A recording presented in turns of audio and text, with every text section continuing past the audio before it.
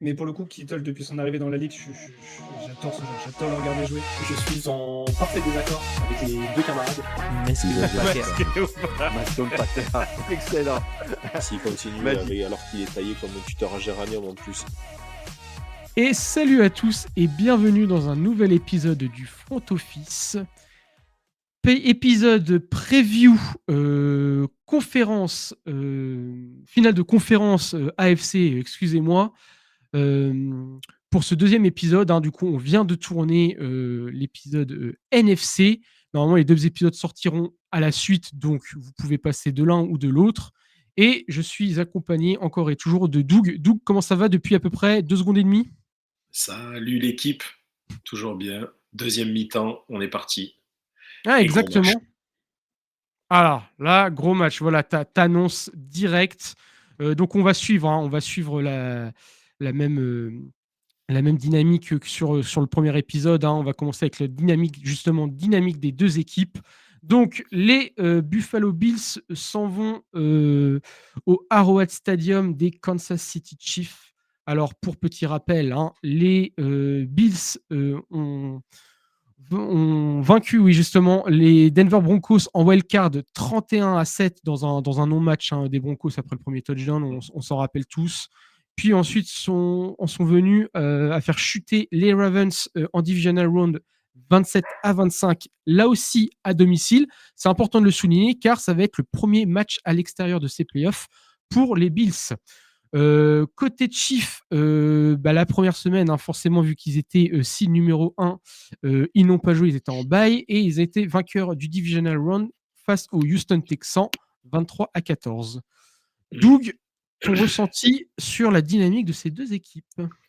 C'est la finale AFC que j'attendais, moi, personnellement.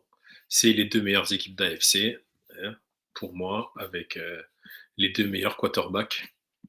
Donc, c'est le gros match. C'est le gros match. Est-ce que les Bills vont enfin réussir à aller gagner du côté d'Arrowhead ? C'est leur bête noire. Ils n'y arrivent pas. Ça fait des années qu'ils n'arrivent pas à les battre, notamment en playoff. On se rappelle de ce match incroyable avec l'overtime, etc. C'était il y a quelques années maintenant.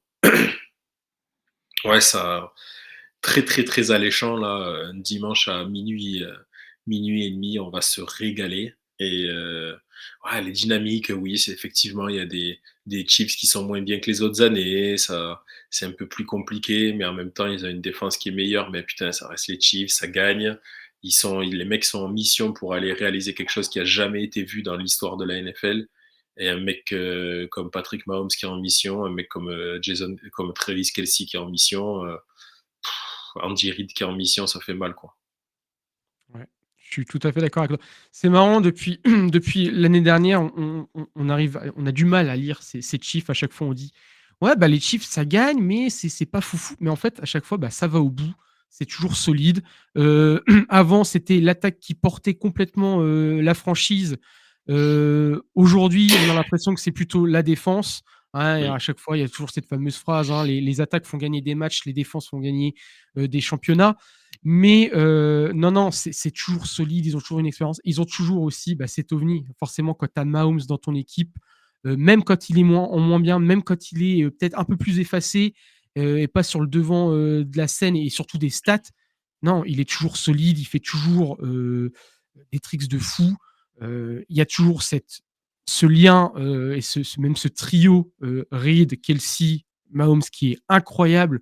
Et Kelce, vraiment, moi j'étais un peu mécontent contre lui sur cette saison du fait qu'il le garde un peu au chaud ou que lui en tout cas se préserve un peu, mais force est de constater qu'il est toujours ultra dominant et que voilà, quoi, grand bonhomme, grand moment, match à élimination directe. Il répond présent et il porte l'équipe et c'est toujours incroyable.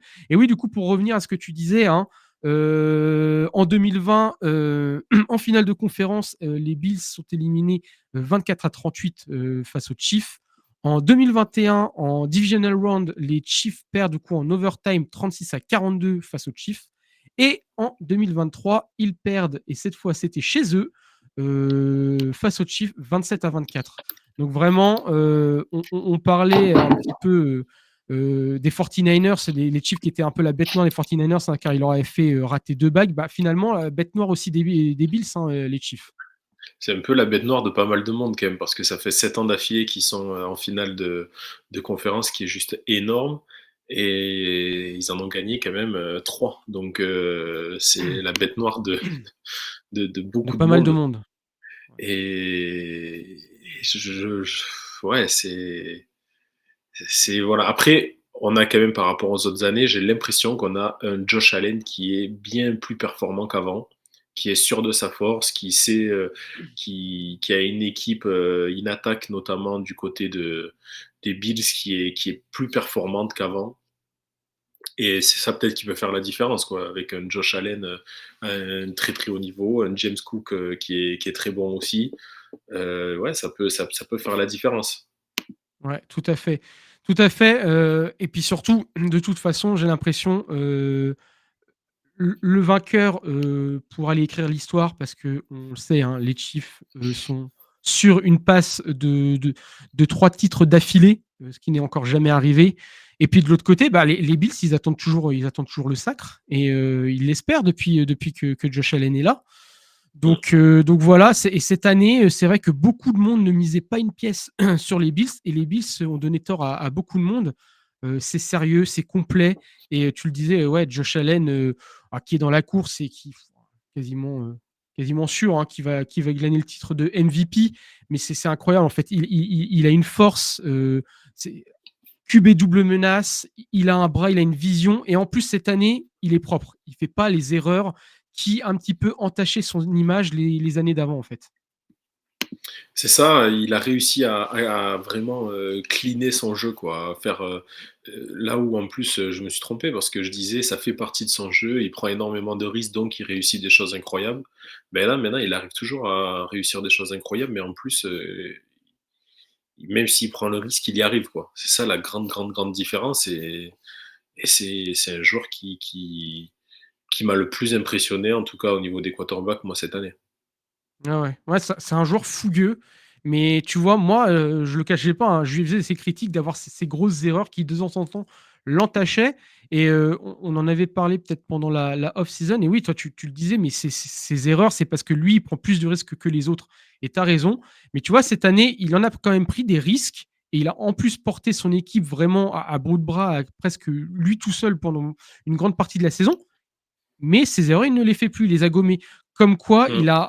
il partait avec un palier assez bas, hein. C'était pas au départ, c'était pas le grand joueur qui était prédestiné d'être aujourd'hui, en tout cas. Mais aujourd'hui, il a un plafond, on est immense, et on a l'impression qu'il a encore explosé, en fait, ce plafond, tu vois, et qu'il peut aller encore plus loin. C'est ça.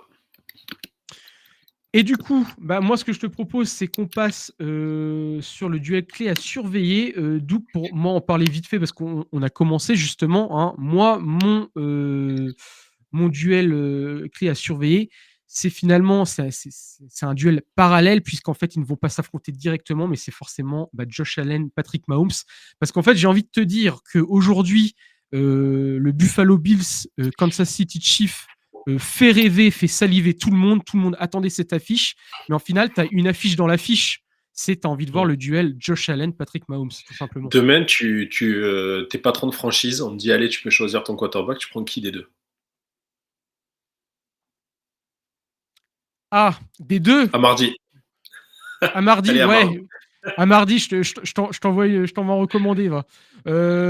Non, je vais te dire franchement, hein, je pense que choix du cœur, je prendrais Allen en choix du cœur. Mais en vrai, du coup, en réfléchissant, il est tellement, c'est tellement un ovni que je prends Mahomes. Ah oui. Mais dans mon choix du cœur, je pense que je prendrais Allen quand même. Mais non, mais attends, non, je dis que Mahomes parce que là, ça fait choix de Suisse. Là, je me place pas, je dis les deux et puis tout le monde est content. Non, ouais, je prends quand même Mahomes. Et moi aussi, je prends Mahomes tous les jours, en vrai. Ouais, mais tu vois, moi, le jeu de Josh Allen, même si de temps en temps, il m'agaçait sur ses erreurs, moi, il me fait kiffer aussi, tu vois. Et il y a encore un potentiel. En fait, ce qui est fou, c'est qu'il a un potentiel encore de fou, tu vois. Je dis pas que Mahomes, c'est bon, il a atteint son plafond et tout, j'ai pas l'impression. Et de toute façon, s'il continue à à glaner des bagues, son plafond, il va encore exploser. Mais j'ai l'impression que tu as encore des choses à travailler avec Allen et à le faire monter en puissance, alors que Mahomes, il est sur son petit rythme de croisière aujourd'hui, tu vois. Ouais, mais Mahomes, il a 3 bagues et il va en chercher une troisième et une quatrième, dont Et 3 d'affilée. non, mais ça, Et bah ça, bien sûr, mais tu vois, pour te dire, bah tiens, parce que tu l'as en slip derrière, là.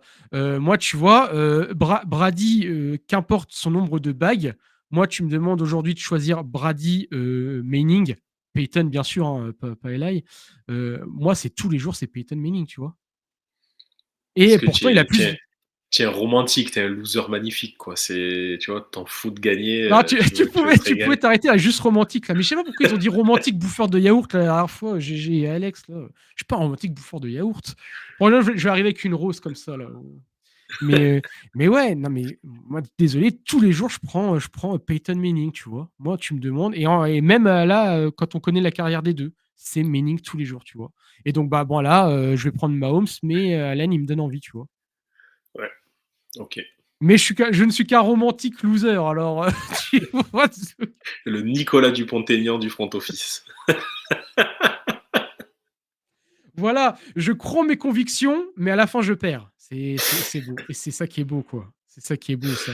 Ou Jean Oh putain. Lassalle, ou Arlette Laguillet, tu vois. Allez, on C'est va mettre un incroyable. Jean, Jeannot, il est marrant. Jeannot, il Jeannot, est marrant. Jeannot. Bon, et toi, du coup, Doug, de ton côté, le duel clé à surveiller.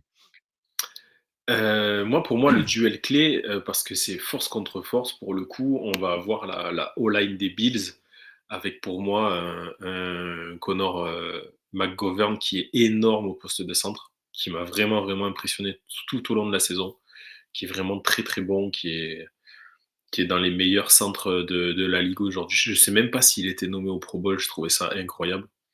Donc cette O-line des Bills qui fait vraiment un gros gros boulot et la D-line des Chiefs qui est aussi énorme, qui est énorme avec Chris Jones, avec Karl Aftis qui sont Oh. incroyables les deux. Et là on se retrouve avec un duel qui va être très très très intéressant, quoi. Qui va prendre l'ascendant sur l'autre? Ça va être la guerre des tranchées du côté de Kansas City et j'ai vraiment hâte, rien que pour ça, j'ai vraiment hâte de regarder, quoi. Ouais, non, mais je suis d'accord avec toi. Et d'ailleurs, pour le souligner, hein, parce que tu le sors pas comme ça, hein, mais dans de nombreuses previews ou rewind, McGovern, tu l'as sorti. Et à chaque match des Bills sur le Discord, souvent tu mettais un petit message. Regardez McGovern, regardez le centre Ouais, des c'est Bills. vrai. Comment c'est un plaisir. À chaque fois, il te captive, mais c'est vrai qu'il fait une grosse saison.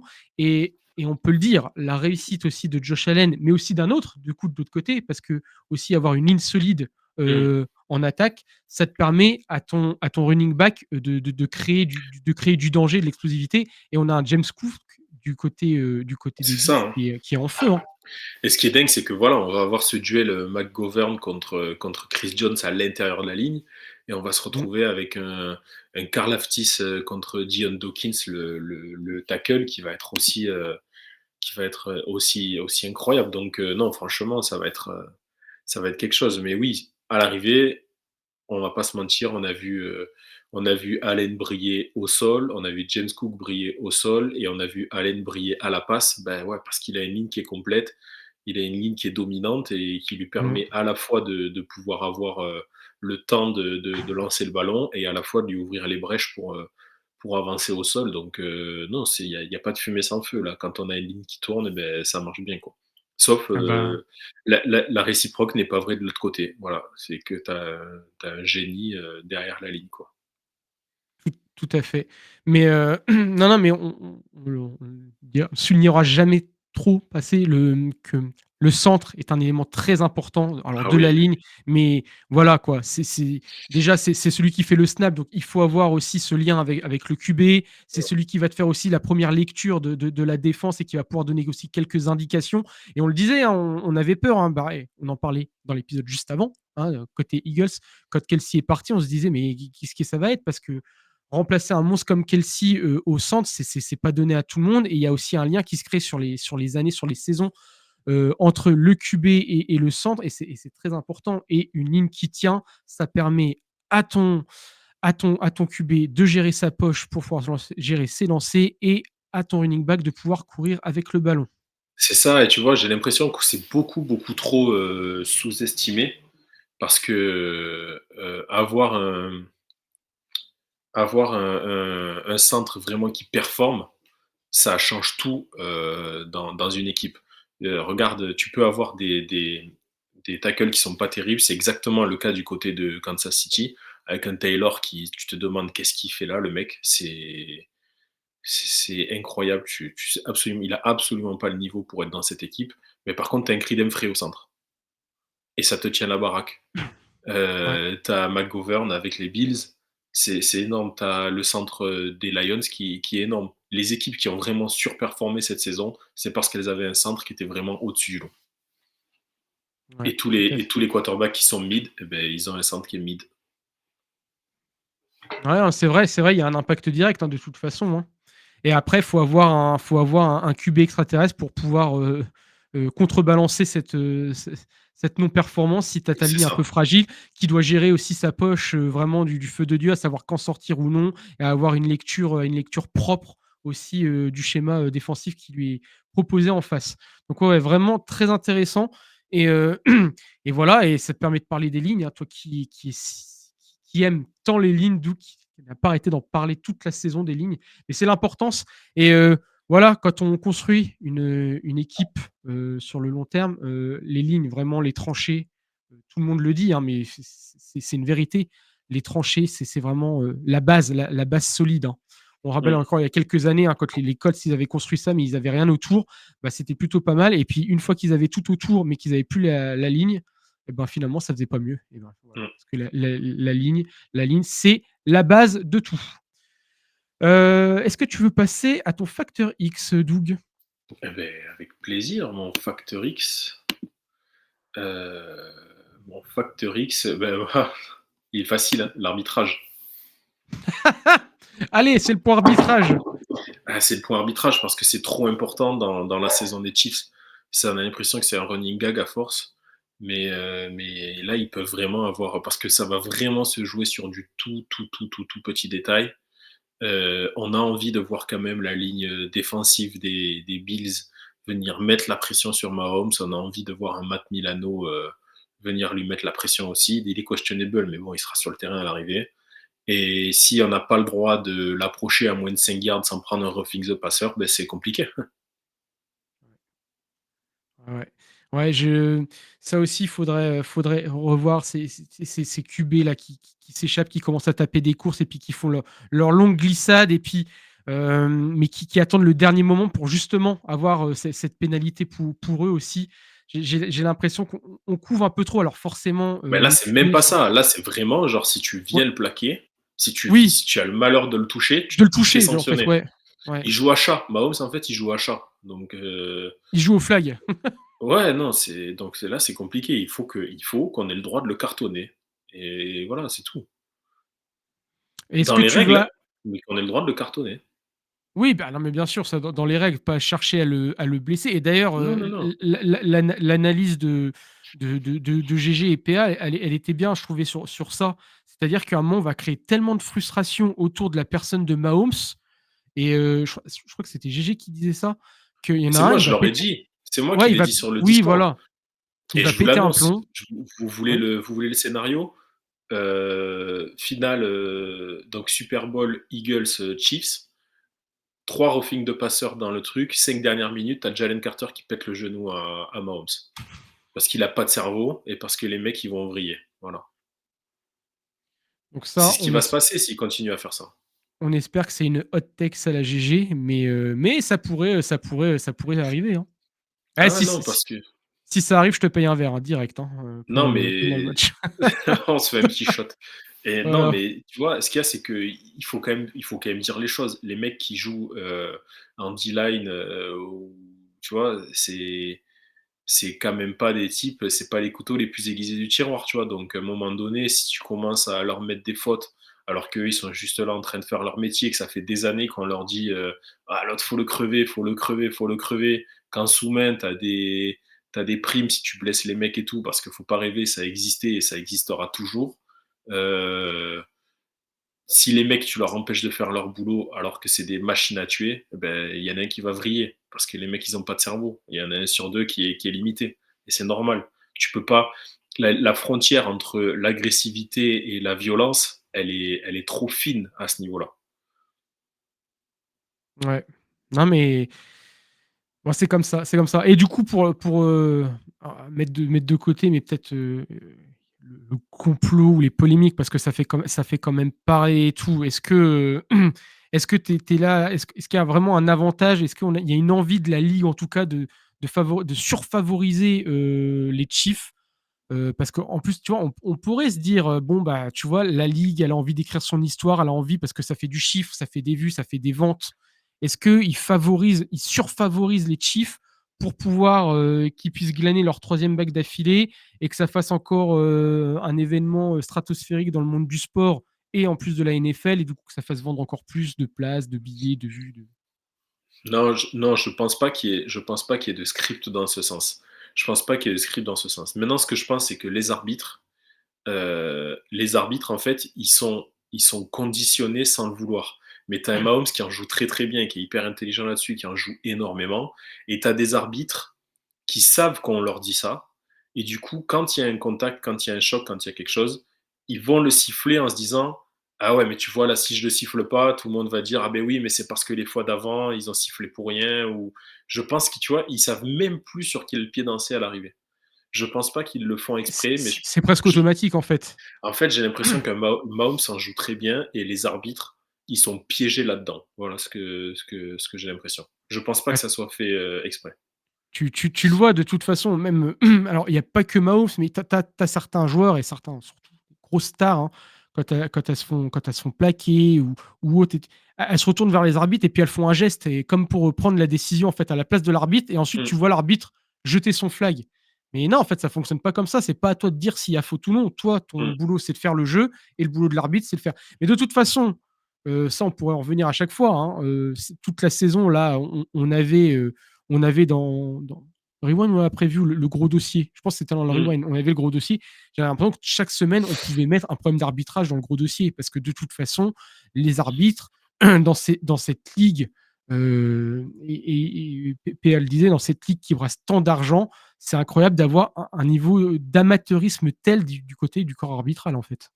Ouais, je sais pas si on peut parler d'amateurisme parce que les mecs, euh, alors oui, ils sont beaucoup sur le terrain, mais il y a quand même tellement ça va tellement vite, c'est tellement complexe à voir, etc., que je sais pas si on peut parler Ouais, d'amateurisme, mais oui, je non, pense mais qu'il y a en fait, il y a des outils qu'ils n'utilisent pas parce qu'il y a des choses très simples.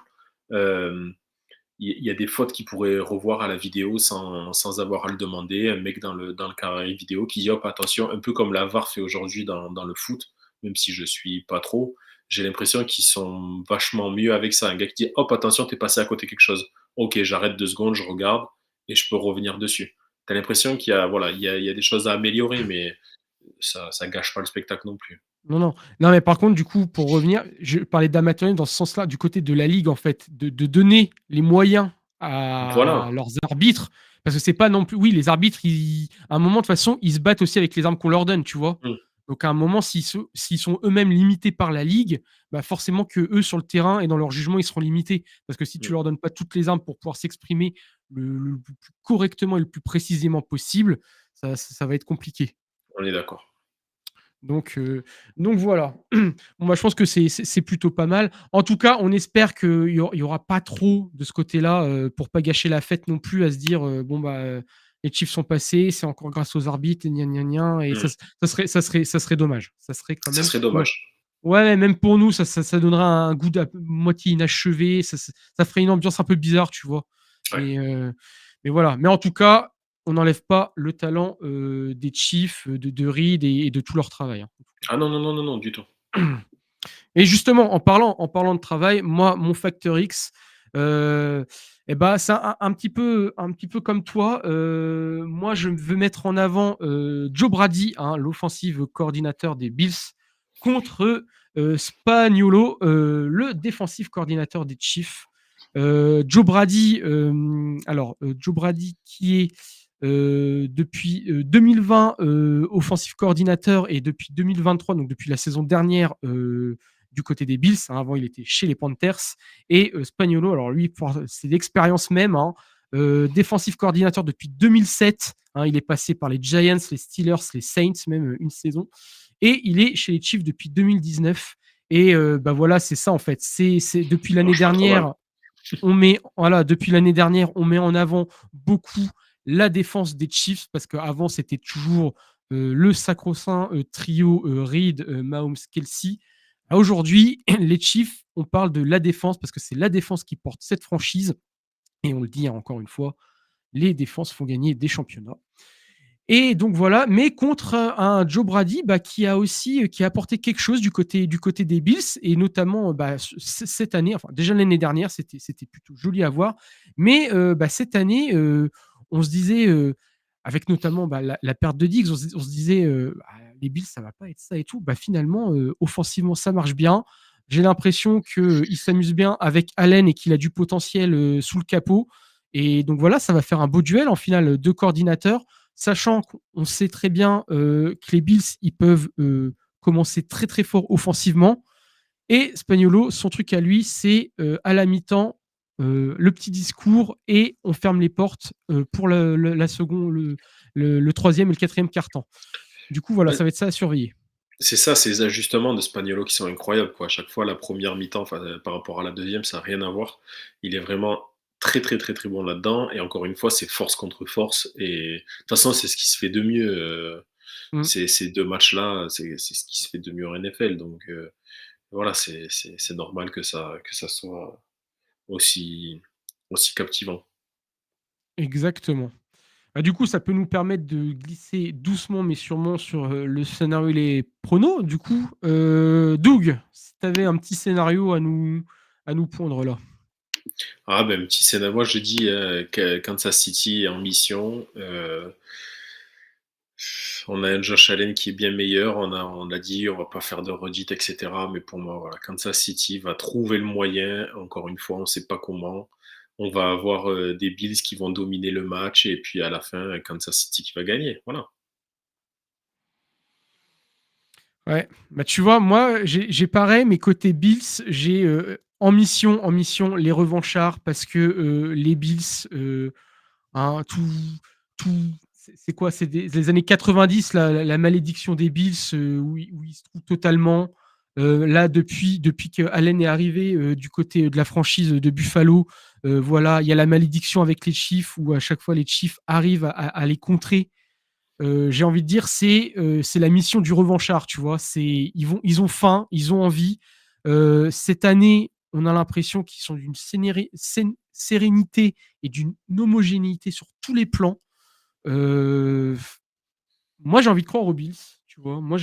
Du coup, pour le coup, on a fait les pronos sur le match juste avant, sur l'autre podcast. Moi, tu vois, j'ai bien envie de voir un Bills Commanders. Mais c'est mon côté, on le rappelle, c'est mon côté romantique loser. Allez, Nico. Exactement. Mais moi, tu vois, je vois bien. Alors, ça va pas être facile, surtout que c'est du côté de Kansas City. Bon, là, météo, froid glacial ou pas, les Bills, ils sont habitués aussi. Donc ça, il y aura pas d'avantage particulier. Forcément, le stade va être bouillant, ça va faire du bruit. Les Chiefs sont chez eux. Les Chiefs ont cette habitude. Hein, tu l'as très bien dit tout à l'heure. 7e finale de conférence d'affilée. C'est juste monstrueux. Donc, c'est sûr qu'on ne peut pas se dire que les Chiefs ne vont pas passer. Mais moi, j'ai envie. Voilà, je pense que les Bills peuvent faire bouger cette année les Chiefs. Et tu vois, on en parlait tous les deux. Et tu avais eu ce coup de gueule face aux Chiefs qui avait fait exprès de perdre le dernier match de saison face aux Broncos pour éviter les Bengals de Burrow. Et j'ai envie de dire, si de toute façon, il y a bien un autre mec que Burrow et les Bengals qui peuvent faire chuter les Chiefs, j'ai l'impression que c'est Allen et les Bills. Sauf que Burrow l'a déjà fait, Allen l'a jamais fait. Mais une première fois à tout. Oui. Ah. Bien sûr. Non, toi, tu n'y crois pas. Toi, c'est les du Chiefs et voilà. Pas du tout. Donc, pour toi, ça fera un Chiefs Eagles, du coup. Si on en vient Ouais. sur cette finale. Ok, ouais. Bon, ça se tient, ça se tient. Moi, j'aimerais bien un Bills Commanders quand même. Ah, ça me ferait kiffer. Bah, demande à ce qu'ils fassent la petite finale. Ouais, bah, je vais leur demander. Je pense ils vont me répondre Envoie, d'ici 48 heures. Ouais, je vais envoyer un. envoie un petit mail et puis tu demandes à ce qu'ils jouent la petite finale, qu'on ait un troisième, quoi. Si déjà mon mail arrive dans les spams de la NFL, dans la boîte mail de la NFL, j'ai déjà gagné. Hein. J'ai le numéro de Roger. Ah, bah écoute, donne-le-moi. Hein. Non, on enverra PA, notre hipster RH préféré. C'est Euh, un Nipsider. non, mais voilà, exactement. Il va aller nous conquérir ça. Mais non, mais tu vois, moi, je crois en cette finale. Moi, je pense qu'il peut y avoir des surprises. J'ai l'impression que cette année, ça peut être le Super Bowl des surprises. Un beau Commanders Bills. Personne l'aurait imaginé. Euh, et pareil, tu vois, bon, les Commanders, personne n'y croyait jusqu'au bout, mais là, on peut commencer à y croire. Et côté Bills, bah, les autres années, on y croyait et on tombait de haut. Cette année, personne n'y croyait et ils sont là et ils ont l'air plus sereins que d'habitude. Donc pourquoi pas, en fait. De toute Je sais façon, à un pas. moment, c'est. Moi, j'ai Ouais. dit non. Mais tu vois, on parlait Enfin, de. ça serait pas une Ouais. surprise de dingue non plus, quand même. Tu vois, c'est pas. Ouais. C'est vrai. Par contre, on peut inversement, parce que généralement, tu sais, on aime parler des Jets ou des Lions qui sont un petit peu les losers côté foot US, tu vois, côté de la NFL à chaque fois avoir perdu. Si les Bills ça perd encore, au bout d'un moment, il faudra peut-être aussi en parler de côté loser des Buffalo Bills, sans leur manquer Ouais, de respect. Hein. oui, ils vont commencer à tomber dans cette catégorie-là, c'est sûr. Parce qu'à un moment, et puis la fenêtre, on en parlait, hein, parce qu'on avait mis, nous, je crois, on était fiers d'avoir mis possiblement McDermott sur France Travail, tu te rappelles, dans nos 10 analyses, je crois. Bon, c'est royalement gouré, faut l'avouer, mais à un moment, il y a quand même cette fenêtre qui va rétrécir et à un moment, ne pourra plus passer. Surtout que vu la carrière d'Allen, il lui faut une véranda hein, minimum pour passer. Donc voilà. Est-ce que c'est tout bon pour toi, Doug? C'est tout bon. Ah, bon, bah écoutez, on passe forcément à l'instant promo. Ah, le truc en bas ne défile pas au bon moment. Ah, si, voilà, suivez-nous sur Twitter, X, Blue Sky, Thread, Instagram, YouTube et Twitch. Partout, le front office. Et surtout, rejoignez-nous sur le Discord. Les liens sont en description. N'hésitez pas à interagir avec nous. On espère aussi pour une grande partie d'entre vous vous retrouver du coup pour la soirée spéciale Super Bowl au fameux bar entre deux épisodes. On n'a toujours pas regardé le nom. C'est quelque chose comme John Luigi, tu vois, un truc comme ça. Je sais pas quoi. Mais en tout cas, on espère vous retrouver à cette soirée. À mon avis, ça va dépoter de fou. On est très contents. Nous, on va se réunir en plus tous front office pour la première fois. Ça va être incroyable. Les Power Rangers réunis. Doug, bien sûr, sera le Power Rangers rose, hein, bien sûr. Tout viril qu'il est. Tout viril qui elle est. Jaune devant, marron derrière. Non, c'est ça, c'est Bellucci's. Hein. Ah, c'est exactement les 10 termes qu'on a dit, c'est à peu près ça. Hein. On a dit à peu près. Bellucci. Ah, Belushi. Ah, je crois que c'est tenu par des Anglais, non? C'est pas un truc Ouais, comme c'est ça? des Anglais apparemment.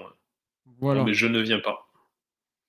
Voilà. Et moi, je suis content de vous avoir fait de la belle pub. On n'a jamais su carrer votre nom de bar. On est vraiment désolé. À côté de Gare du Nord. Vous venez, C'est vous bien passez Gare fait du pour Nord. des Anglais. Faut pas leur faire de la pub en plus. Cette bonne vieille rancune contre la perfide Albion, c'est incroyable. Bon, en tout cas, Doug, merci de m'avoir accompagné pour ces 2 épisodes. Merci à toi. On vous souhaite une bonne écoute. Hein. Vous pouvez écouter, alors, soit si vous avez commencé par cet épisode, il y a la NFC aussi, juste avant. Et puis, si vous avez déjà écouté la NFC, c'est très bien. On vous invite aussi à réécouter les rewinds des copains, hein, GG et PA, qui ont fait un magnifique rewind.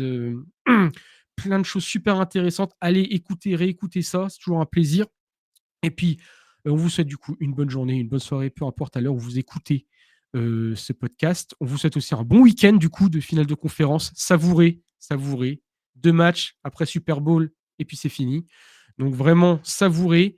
Bon match, bonne écoute et vive le football.